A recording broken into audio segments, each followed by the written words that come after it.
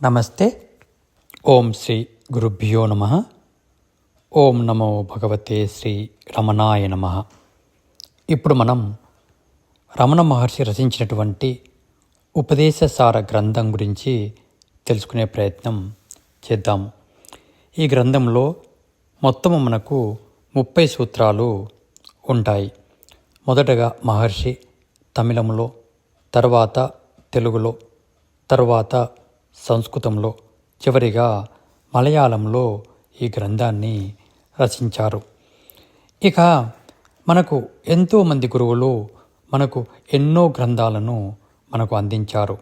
అవి ఉపనిషత్తులు కావచ్చు, బ్రహ్మసూత్రాలు కావచ్చు, యోగ వాసిష్టం కావచ్చు, అష్టావక్ర గీత కావచ్చు, అవధూత గీత కావచ్చు, భగవద్గీత కావచ్చు, వేదాంత పంచదశి కావచ్చు. ఇలా ఎన్నో గ్రంథాలను మన ఋషులు మనకు అందించారు. మరి ఈ ఉపదేశసారం అన్ని శాస్త్రాల సార రూపమని మనము గ్రహించాల్సి ఉంటుంది. ఎందుకంటే అన్ని గ్రంథాలను మనకు చదివే టైం కానీ ఈ జీవిత కాలము మనకు సరిపోదు. అందుకని మహర్షి మనకు చాలా సునాయాసంగా అందరికీ అర్థమయ్యే విధంగా, అందరికీ సాధన చేసుకునే విధంగా ఈ ఉపదేశ సారాన్ని మనకు అందించారన్నమాట.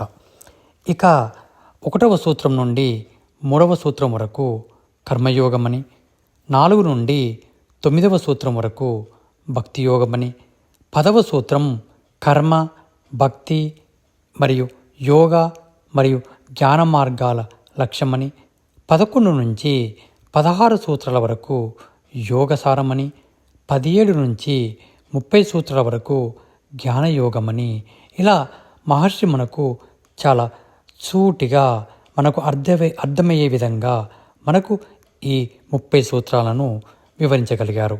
మరియు 9వ సూత్రము, 11వ సూత్రము, 16వ సూత్రము మన సాధనకు ఎంతో ఉపయోగపడే విధంగా మహర్షి మనకు అందించారు.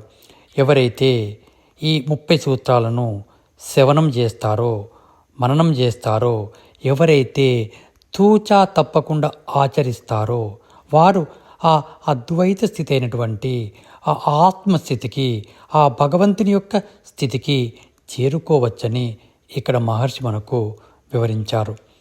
అందుకని ప్రతి ఒక్కరూ ఈ గ్రంథాన్ని అర్థం చేసుకొని తన యొక్క జీవితాన్ని సస్యశ్యామలంగా చేసుకుంటారని, మరియు ఆ భగవంతుని యొక్క కృప అందరికీ దక్కాలని కోరుకుంటూ సెలవు తీసుకుంటున్నాను.